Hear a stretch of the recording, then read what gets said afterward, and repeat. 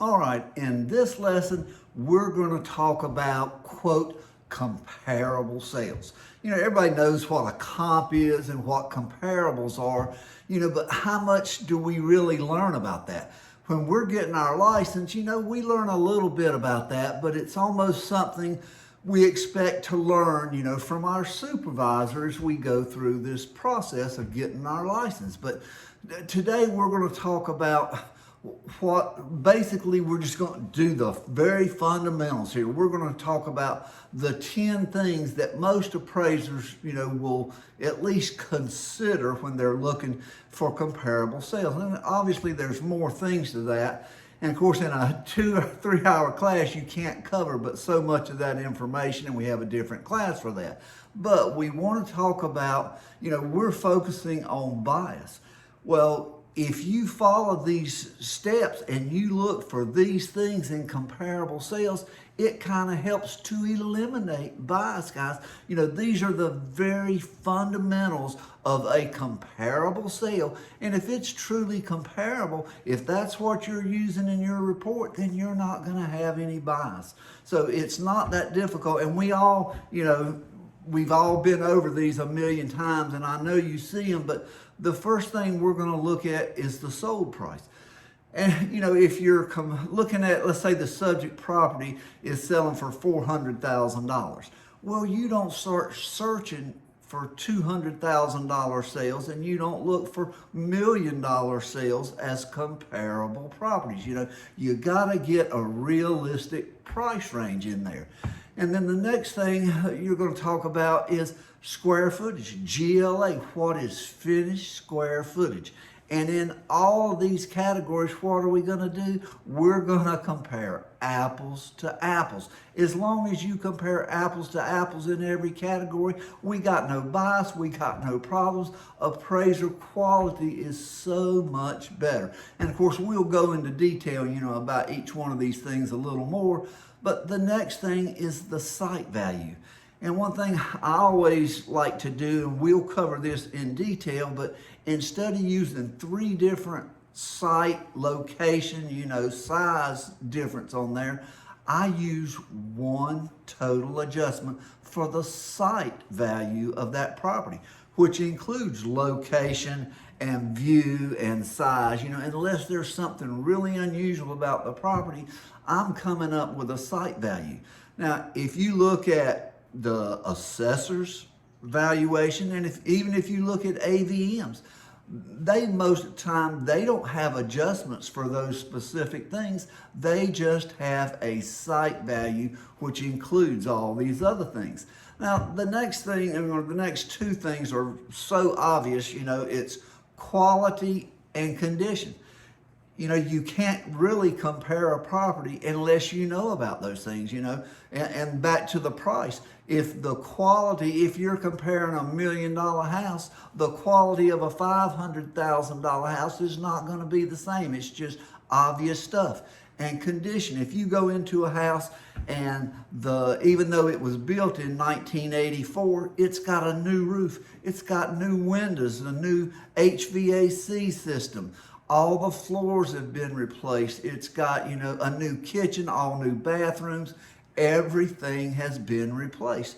So, condition-wise, you need to look for that apples to apples comparison and find other properties that have been, a similar level of renovation. And if not, you need to adjust for that, because these days with the price of construction materials and labor, that stuff's not cheap. A new kitchen you can't get for $5,000 or $10,000 anymore.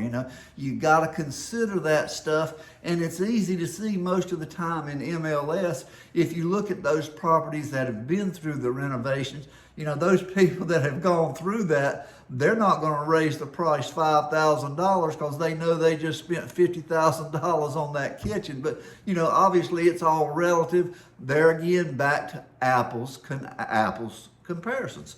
Another thing, and too many of us get hung up on this, but it's, the year built or the age of the property.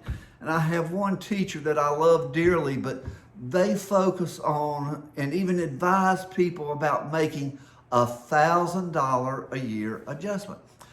That doesn't work anymore, I'm sorry to say, but there is nothing that I've ever found that supports $1,000, $2,000, $3,000, any exact number amount based on how old the property is. It's all about, condition and quality. Two houses built in 1984 or one in 84 and one in 86, there's no definable exact amount for that. And again, like in all appraisal things, it depends can apply to this.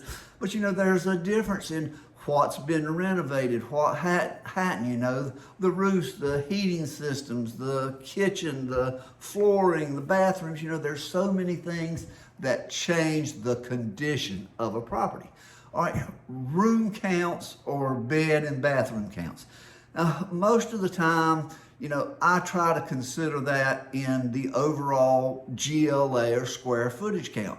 Now, obviously, if it's a one bedroom or a two bedroom home, you need to find sales that have that thing. But if it's 3 bedrooms versus 4 bedrooms, unless your market really has a specific value that you can define, that's a hard adjustment to make. Most of the time, that is made in square footage and not exactly per bedrooms and bathrooms. Now, bathrooms, I think there is a difference in those, and those fixtures cost money. So bathrooms is a little different from the bedrooms, but every market is different. Just make sure you use the apples to apples things. Another thing is design. And one thing, a lot of people don't consider is roof designs. Think about if you've got a ranch style house and you've got a straight front roof and a straight back roof, the cost of construction is not so bad.